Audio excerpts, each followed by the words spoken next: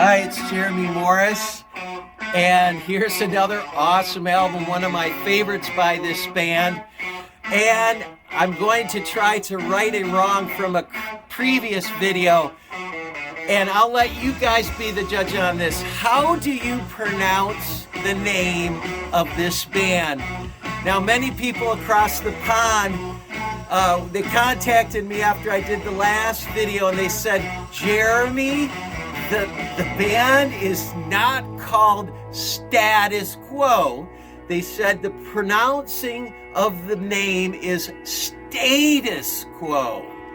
And all my trips over to England, everybody over there calls them Status Quo. So I'm going to right this wrong, because since the band is from England, we will no longer call them Status Quo. We'll call them Status Quo. Now, you know the difference in the name pronouncing is like potato, potato, tomato, tomato. You decide, but I'm deciding I'm going to make this right. Status Quo, one of their best albums. It's called Quo, simply Quo. But not only is this one of their best albums, it's got some of the best artwork, I think. I think this artwork is awesome. I just love the detail in the sketching. And of course, this is the classic lineup of the band. And it's a wonderful album. If you just like to hear a really great 70s rock album, if you do not have this one should be in your collection. They made a ton of albums.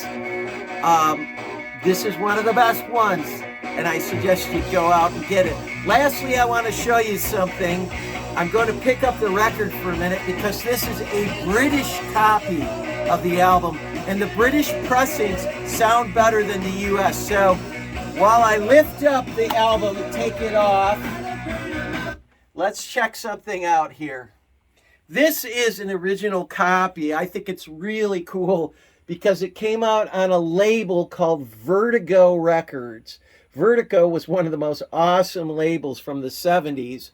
They just put out tons of good stuff. But what's significant about the artwork of this label?